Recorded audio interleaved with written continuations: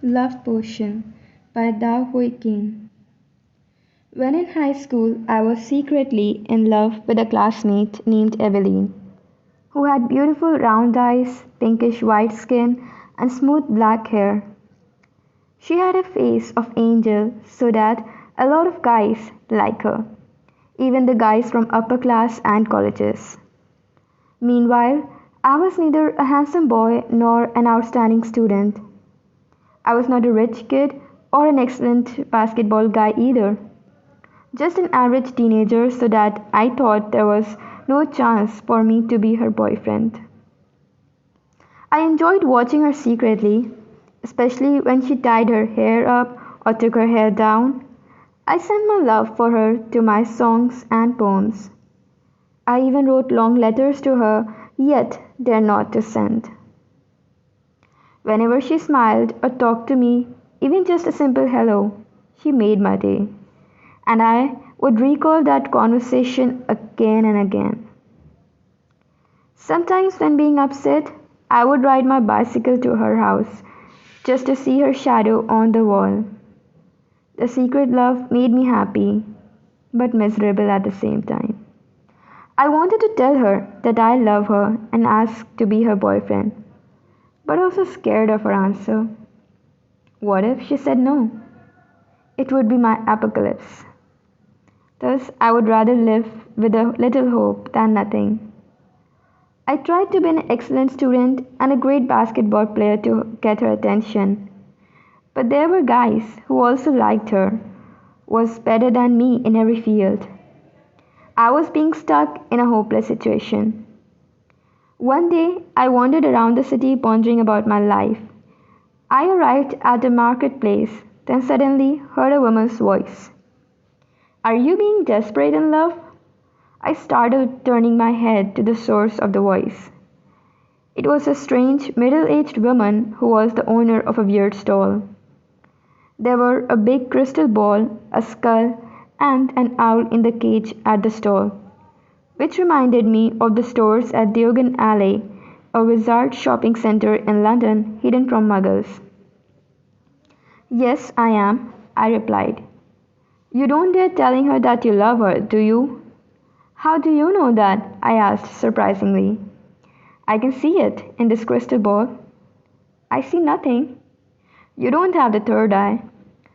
So, how can I make her love me?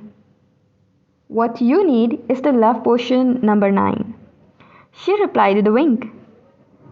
The strange woman gave me a potion of purple liquid which cost $50, a large amount of money to me back then.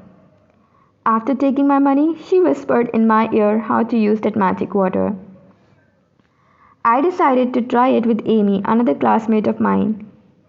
Firstly, I asked her to go to the cinema. She accepted. When we were already sitting on the seats, I drank a sip from the love potion number 9, which had a bad taste, and poured a bit into my right hand, then used that hand to grasp Amy's left hand. She startled and trembled, but did not withdraw her hands. It works, it's magic, I thought to myself. Then I kissed her. It was my first kiss and it tasted so good. Amy enjoyed it too. I don't know kissing is that great, she said shyly. I almost fell in love with Amy, for she was pretty and adorable. Yet my heart belonged to Evelyn, and I had a plan. I would make her mine with the love potion number 9. Next day, when the school closing bell rang, I followed Evelyn to her house.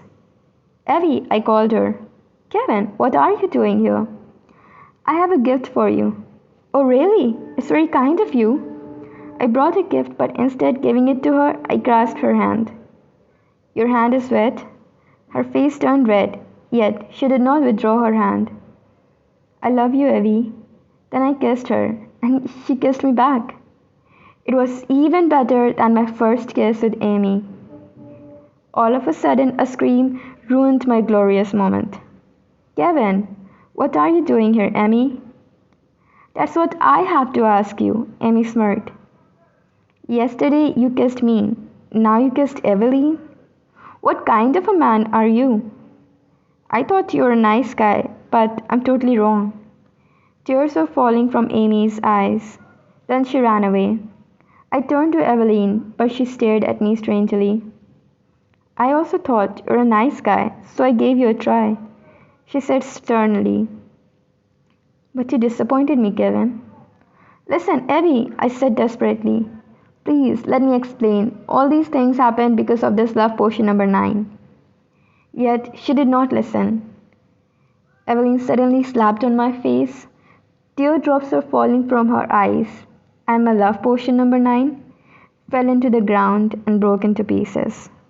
That was the end of my relationship with Evelyn, right after it began. Next day, I came back to the stall of the mysterious woman. Please give me the love potion number 9, I told her. The potion you brought 3 days ago was the last one, she said coldly. When will you have it again? Nevermore. Please, I said desperately.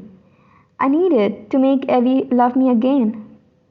I'm sorry, I forgot to mention that it only works once to each person.